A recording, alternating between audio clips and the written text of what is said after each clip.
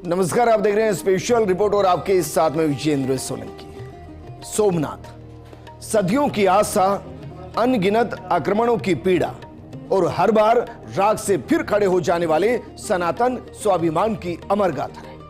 सोमनाथ जहां सिर्फ पत्थरों का नहीं बल्कि करोड़ों हिंदुओं की श्रद्धा, विश्वास और आत्मसम्मान का पुनर्जन्म हुआ।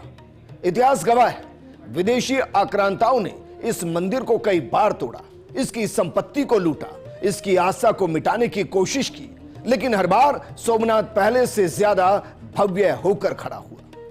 अरब सागर के तट पर खड़ा है ज्योतिर्लिंग आज भी बता रहा है कि सनातन को मिटाया नहीं जा सकता। और फिर आजाद भारत में सरदार वल्लभ भाई पटेल के संकल्प ने सोमनाथ को नया जीवन दिया और प्रधानमंत्री मोदी ने भव्यता। यह सिर्फ मंदिर का जीर्णोद्वार नहीं था, यह भारत की सांस्कृतिक चेतना, आस्था और गौरव के पुनर्जागरण का उद्घोष था, जिसके 75 साल पूरे हो रहे हैं। तो चलिए, 1000 सालों का पूरा इतिहास, जिसमें सनातनी सोमनाथ का स्वर्ण काल है, विध्वंसक काल है, आस्था से बड़ा श्रद्धा काल है और वर्तमान का गौरवशाली काल है, सब बताते हैं।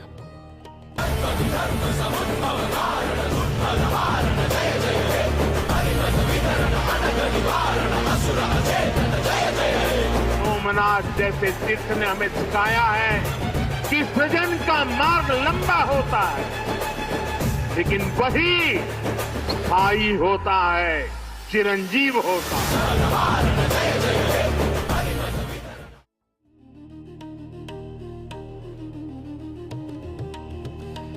सोमनाथ सिर्फ एक मंदिर नहीं है, भारत की आस्था और साहस का प्रतीक है। और क्यों है ऐसा, जरा बस इस आंकड़े पर गौर कीजिए। 1000 साल बाद आज भी सोमनाथ अडिग है और पहले से ज्यादा भव्यता के साथ अडिग है। जबकि साल 1026 में महमूद गजनवी ने इस पर बड़ा हमला किया, इस पर पहला हमला किया, इसको लूटा गया, इसको तोड़ा गया। लेकिन जहां आस्था होती है, जहां विश्वास होता है, वहां सोमनाथ होता है। क्योंकि इसके बाद भी कई हमले हुए और हर बार पुनर्निर्माण हुआ और आज भी सोमनाथ अडिग खड़ा हुआ है।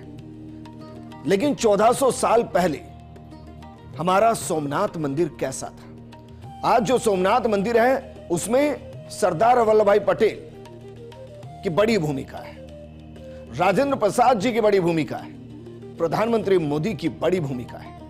लेकिन गजनवी के आक्रमण से पहले हमारा सोमनाथ मंदिर कैसा था, जरा इसको कल्पना के जरिए समझने की कोशिश कीजिए।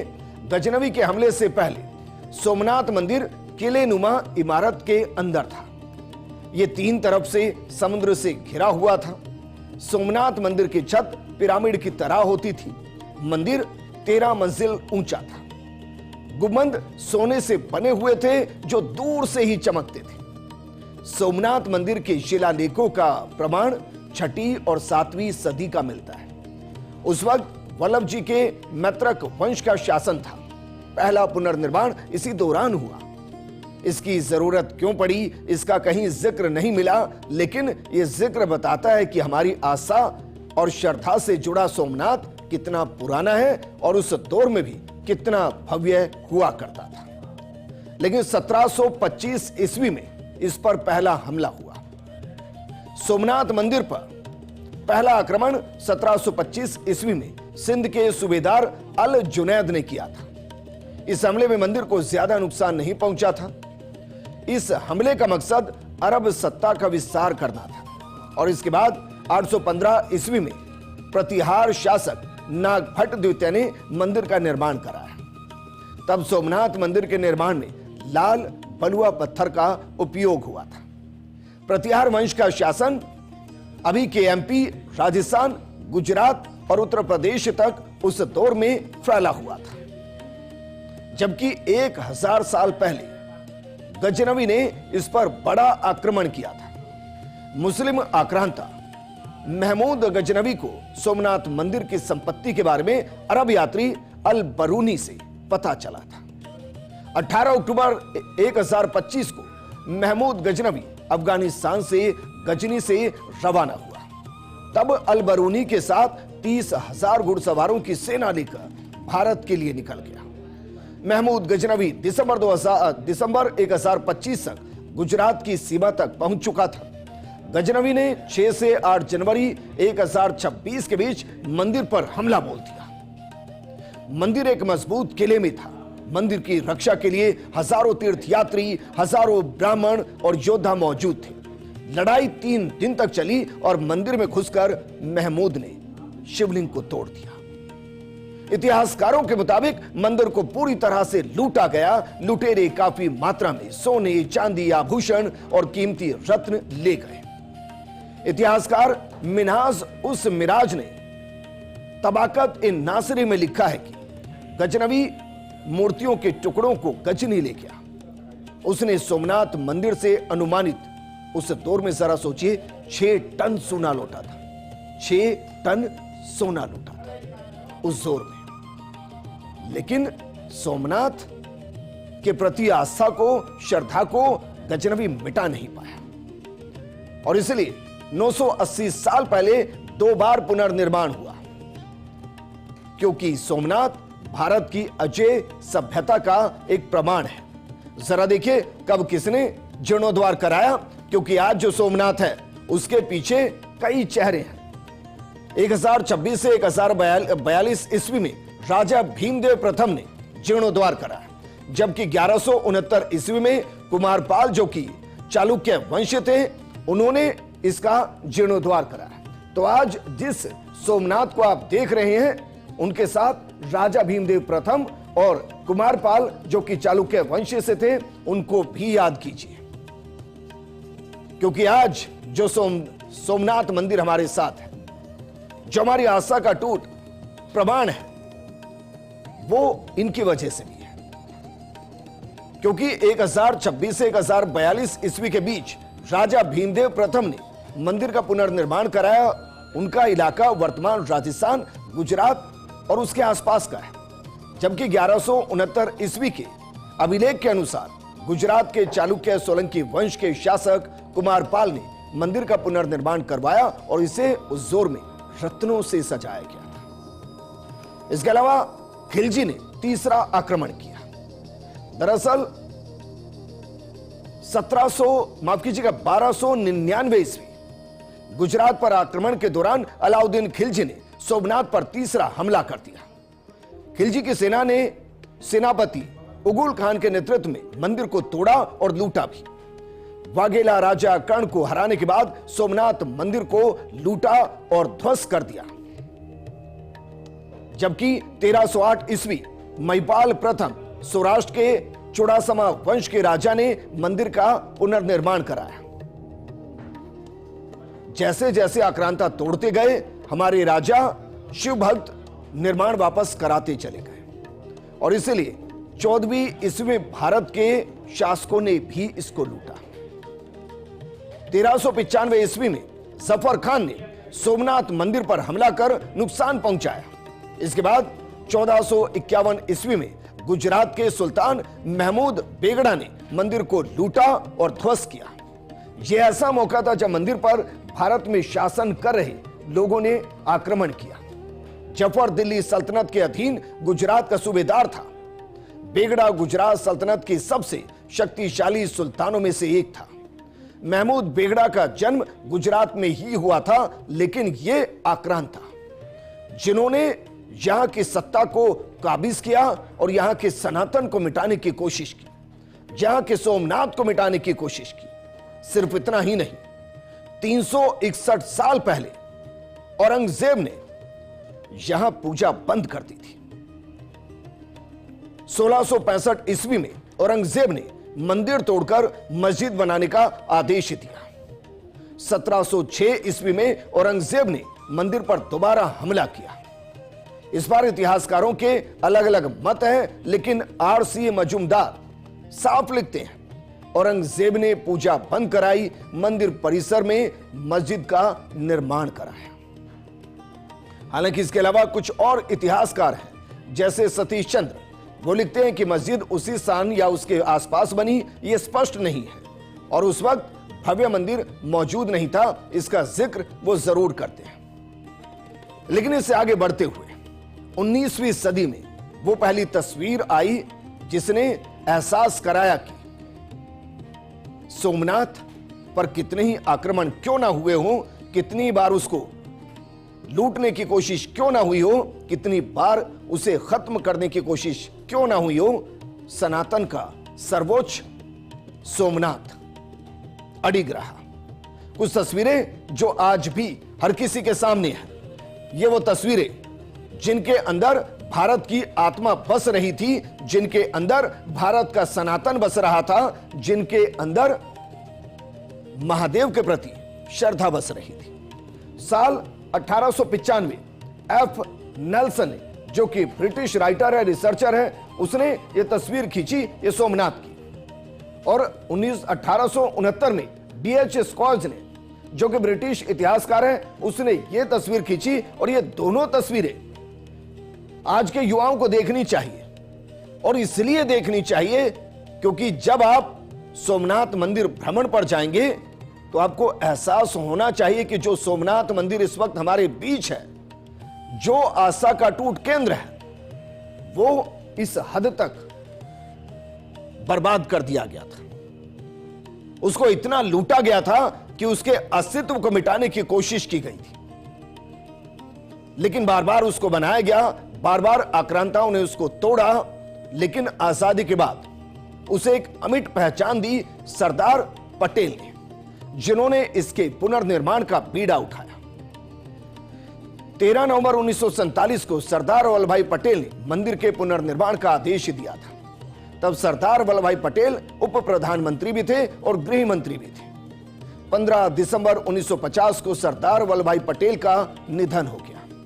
मंदिर बनाने की जिम्मेदारी प्रसिद्ध लेखक, स्वतंत्रता सेनानी और तत्कालीन मंत्री के.एम. मुंशी को दी गई। मई 1950 में आधारशिला रखी गई। सिर्फ 5 से 6 महीनों में काम पूरा किया गया और यह मंदिर पूरी तरह जनता के चंदे से बनाया गया था।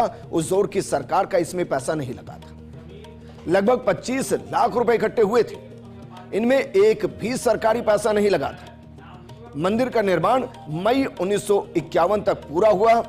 11 मई 1951 को भारत के प्रथम राष्ट्रपति डॉक्टर राजेंद्र प्रसाद ने प्राण प्रतिष्ठा की, यहां ज्योतिर्लिंग की स्थापना की। तब सोमनाथ मंदिर को प्रभाशंकर सोमपुरा ने डिजाइन किया था। तो जरा अब यह भी देखिए कि आज का सोमनाथ मंदिर कैसा दिखता है। जरा उस पर भी एक नजर डालिए और देखिए, यह आज का सोमनाथ मंदिर शैली चालुक्य मरु गुर्जर। ध्वज दंड 11 मीटर लंबा है, ऊंचाई 155 फीट है, 2 मंजिला है। इसके अलावा 1666 सोने से जड़े छोटे कलश हैं और कलश का वजन 10 टन है। मंदिर में लोहे का इस्तेमाल नहीं है, पूरा मंदिर बलुआ पत्थर से बना है और हर दिन 3 बार ध्वज यहां बदला जाता है। हर दिन 3 बार यहां ध्वज भी बदला जाता है। अब जरा हमारे सोमनाथ मंदिर पर हमले की 5 वजह समझिए। क्यों बार बार इसको टारगेट किया गया, क्यों इसको बार बार विध्वंस करने की कोशिश की गई? उसकी 5 प्रमुख वजह क्या थी? जो सबसे पहली वजह थी वो थी मंदिर में अपार खजाना होना। मंदिर को राजाओं, व्यापारियों, विदेशी यात्रियों से भारी दान मिलता था और इस वजह से आक्रांताओं की नजर सोमनाथ पर होती थी। दूसरी वजह समुद्र से नजदीकी। मंदिर गुजरात के सौराष्ट्र में समुद्र तट पर था। यह पश्चिमी भारत का प्रवेश द्वार माना जाता था और इस पे विध्वंस के जरिए आक्रांता उस इलाके में खौफ पैदा करते थे। तीसरा राजनीतिक प्रतीक। प्रसिद्ध स्थल पर हमला आक्रमणकारी की सत्ता और भय का संदेश पैदा करता था। चौथा कारण कमजोर स्थानीय सत्ता। गुजरात में सत्ता कमजोर होने या आंतरिक संघर्ष का फायदा बाहरी लोग लगातार उठाते रहे। और पांचवा ऐतिहासिक प्रसिद्धि। आक्रमणकारी जानते थे कि मंदिर पर हमला इतिहास में दर्ज होगा और जब इतिहास में दर्ज होगा तो उनका नाम भी दर्ज होगा। लेकिन दर्ज बहुत कुछ है। अब हम आपको सोमनाथ मंदिर से जुड़ी वो जानकारी देते हैं जो इसे अकल्पनीय, अद्वितीय, अविश्वसनीय बनाता है। आप जानते हैं कि सोमनाथ मंदिर का नाम सोमनाथ क्यों पड़ा? इसका चंद्रदेव से क्या ताल्लुक है?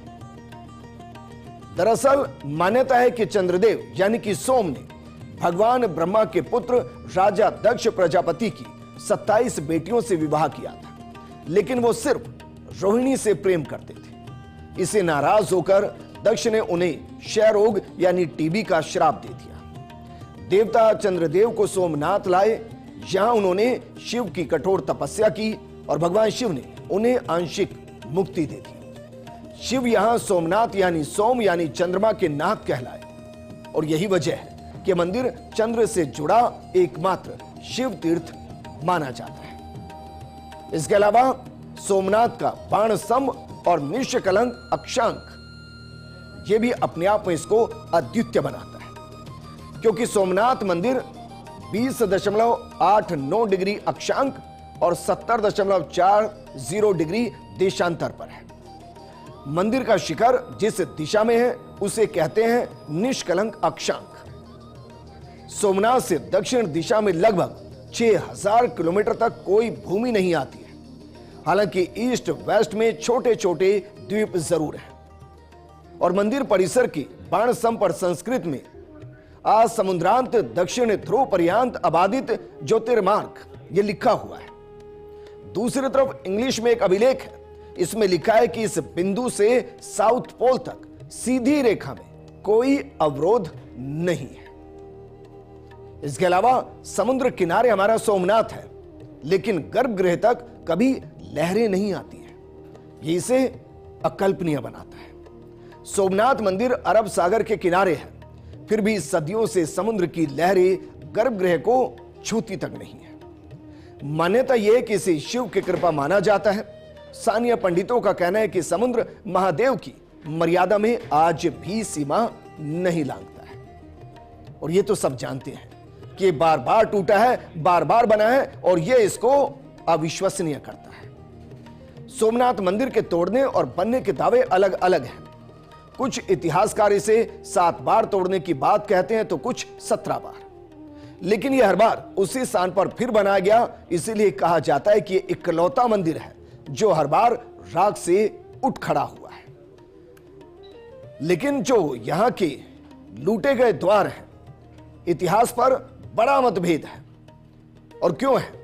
क्योंकि ऐसी मान्यता है कि गजनवी सोमनाथ से मंदिर के चंदन द्वार लूटकर अफगानिस्तान के गजनी ले गया और मस्जिद में लगा दिए गए।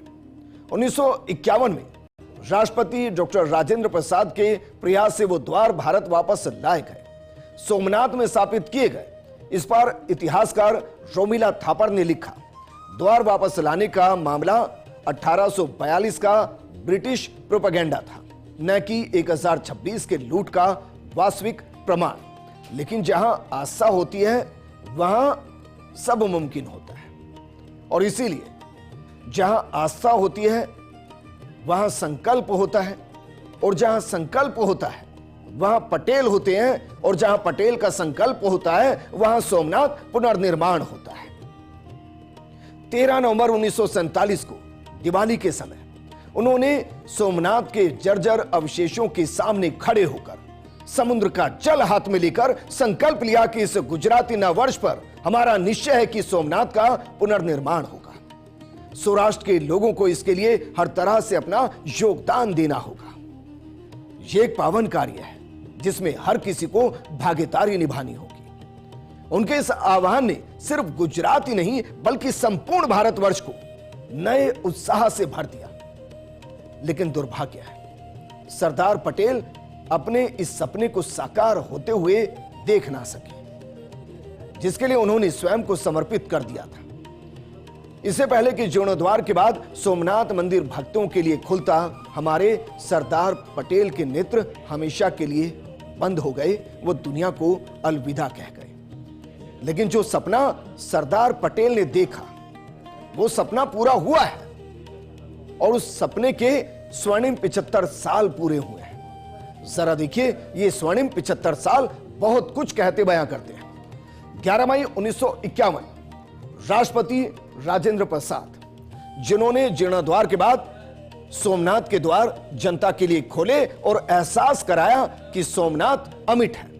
और 11 मई 2026 जब 75 साल पूरे होंगे तो प्रधानमंत्री मोदी वहां मौजूद रहेंगे और यह एहसास कराएंगे कि सोमनाथ सिर्फ एक मंदिर नहीं है, सोमनाथ भारत की अमिट आस्था का प्रमुख केंद्र है, जो बताता है कि आप पर जितने हमले होंगे आपका अस्तित्व उतना मजबूत होगा और जो सभ्यता डगमगाती नहीं है वो सनातन कहलाती है, क्योंकि ये भारत की अजेय सभ्यता है जिसे कुछ आक्रांता हिला नहीं सकते। और इसीलिए सोमनाथ के 75 साल पूरे होने पर प्रधानमंत्री मोदी की कलम से सोमनाथ मंदिर क्या है जरा इसको भी महसूस कीजिए। वो लिखते हैं कि सोमनाथ केवल एक मंदिर नहीं है, हमारी सभ्यता का अटूट संकल्प है। इसके सामने लहराता विशाल समुद्र अनंत काल की अनुभूति कराता है। इसकी लहरें हमें सिखाती हैं कि तूफान चाहे जितनी भी विकराल क्यों ना हो, मनुष्य का साहस और आत्मबल हर बार फिर से उठ खड़ा होने में सक्षम है। तट से टकराती लहरें सदियों से ये उद्घोष कर रही हैं, मानवीय चेतना को लंबे समय तक दबाया नहीं जा सकता। हमारे प्राचीन शास्त्रों में लिखा है कि सोमनाथ की परिक्रमा पूरी पृथ्वी की परिक्रमा के समान है। जब लोग यहां दर्शन पूजन के लिए आते हैं तब उन्हें उस सभ्यता की अद्भुत निरंतरता का भी अनुभव होता है, जिसकी ज्योति कभी बुझाई नहीं जा सकती। कई साम्राज्य आए और चले गए, समय बदला, इतिहास के ढेरों उतार चढ़ाव देखे, फिर भी सोमनाथ हमारे हृदय में हमेशा बना है। 1951 में मंदिर का पुनर्निर्माण पूरा होने पर राष्ट्रपति डॉक्टर राजेंद्र प्रसाद को उद्घाटन के लिए आमंत्रित किया गया, लेकिन तत्कालीन प्रधानमंत्री पंडित नेहरू के विरोध के बावजूद डॉक्टर प्रसाद ने समारोह में हिस्सा लेकर इसे ऐतिहासिक बना दिया। 11 मई 1951 को अपने भाषण में डॉक्टर राजेंद्र प्रसाद ने कहा कि सोमनाथ मंदिर दुनिया को यह संदेश देता है कि अद्वितीय श्रद्धा और विश्वास को कभी नष्ट नहीं किया जा सकता। उन्होंने आशा व्यक्त की कि यह मंदिर सदैव लोगों के हृदय में बसा रहेगा। उन्होंने यह भी कहा कि मंदिर के पुनर्निर्माण से सरदार पटेल का सपना साकार हुआ है। उन्होंने इस बात पर भी बल दिया कि सरदार पटेल की भावनाओं के अनुरूप लोगों के जीवन में समृद्धि भी लानी होगी। इसको लेकर उनके संदेश अत्यंत प्रेरणादायी रहे हैं। इसलिए प्रधानमंत्री मोदी आग्रह करते हैं, वो आग्रह करते हैं कि 75 साल पूरा होने पर सोमनाथ आइए, सोमनाथ को महसूस कीजिए, सोमनाथ के इतिहास को महसूस कीजिए। और वो आग्रह करते हुए लिखते हैं कि सभी देशवासियों से आग्रह करता हूं कि इस पावन अवसर पर पवित्र सोमनाथ धाम की यात्रा करें और इसकी भव्यता के साक्षात दर्शन करें। जब आप सोमनाथ मंदिर के तट पर खड़े होंगे तब उसके प्राचीन प्रतिध्वनियों को अपने भीतर महसूस करेंगे। वहां आपको केवल भक्ति का अनुभव नहीं होगा, बल्कि उस सभ्यतागत चेतना की सशक्त धड़कन भी सुनाई देगी जो कभी रुकी नहीं है, जिसकी तीव्रता कभी कम नहीं हुई। वहां आप भारत की उस अपराजित आत्मा का अनुभव करेंगे जो पूरे तरीके से अजय है। और आज हम सोमनाथ मंदिर का इतिहास आपको इसलिए बता रहे हैं क्योंकि 11 मई 2026 75 साल पूरे हो रहे हैं भारत की अजय सभ्यता के। इसलिए सोमनाथ जाइए, दर्शन कीजिए। वैसे भी कहते हैं कि सोमनाथ की परिक्रमा इस पृथ्वी के परिक्रमा के बराबर है। इस प्रोग्राम में फिलहाल इतना ही। आप बने रहिए फर्स्ट इंडिया न्यूज के साथ, क्योंकि खबरों का सिलसिला लगातार जारी है। नमस्कार।